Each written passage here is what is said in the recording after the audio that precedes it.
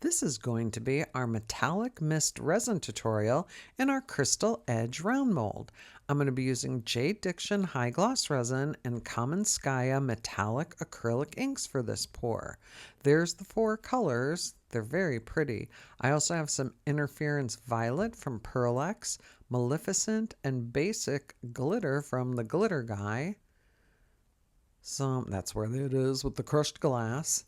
And then some pigment paste and something else that I forgot. Oh, Pearl-X. I don't know why I didn't show that. My first color that I'm doing there is Pink Silk. And I did 10 drops in 1.32 ounces. That's Lilac Glow. Same thing, 10 drops in 1.32 ounces. Then the next color is a green brown gold. Kind of weird, but looks kind of orange in the cup. Again, 10 drops in 1.32 ounces.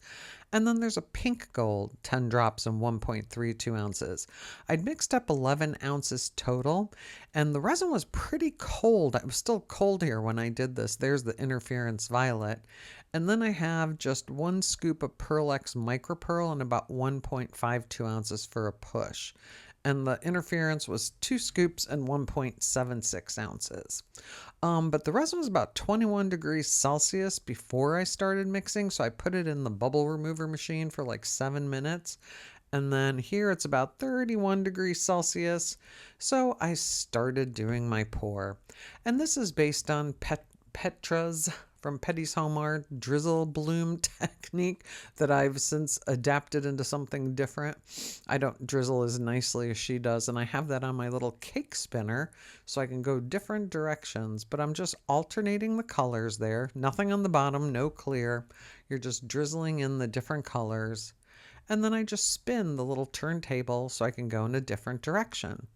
And honestly, I've said this in a couple other videos, like our galaxy pour or my starflower pour, you're just basically pouring the different colors in. This drizzle technique takes about 10 times as long as all the other ones, because the other ones, if you have 2 or 3 colors, you're just putting them all in at once, like all the blue, all the white, all the mica, where here you're layering colors. And at first, well, when I did mix these up, they were very pale. This isn't really metallic acrylic ink. It's more like a glitter acrylic ink, which is why I did 10 drops.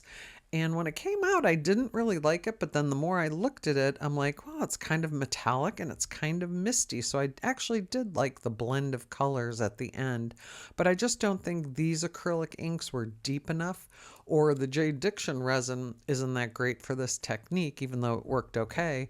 This technique for me works best with Art Pro resin, but I did use the JDiction.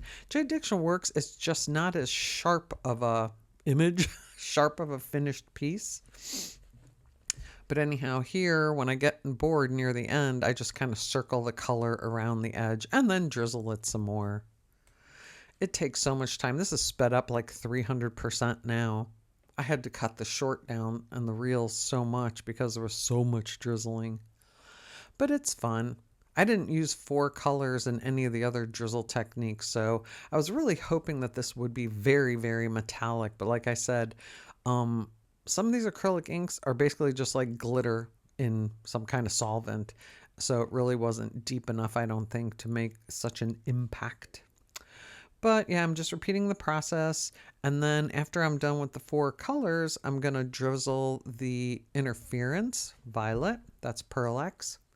And I don't have a lot of luck with interference colors. I should just stop using them. They seem to somehow goof up my pour, even though they look pretty. And a lot of people use them to great success, but not to this camper.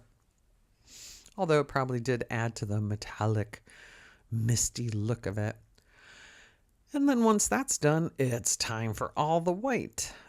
And by this point, we're just not drizzling. We're just doing like a crosshatch pattern here. Trying to keep it away from the edges because I don't like white in my crystal edges, and this mold sparkles so much. It looks so pretty when it's darker colors. And you really have a lot. The white here, how much did I have in the white? I don't even know if I wrote it down. I don't know. Oh, 4 drops in 2 ounces. That was a lot for 2 ounces. And there I just put that little push of the Pearl X MicroPearl and a little bit of glitter in the center, and it just closed up a little bit, working its magic on a speed ramp, and then the next day it's time to demold. And like I said, I had no idea what it would turn out like, but I had my fingers crossed. While it doesn't look much like a bloom, our crystal edge round mold made it look gorgeous, and I love the metallic mistiness of it. Hopefully this little gem will find its forever home.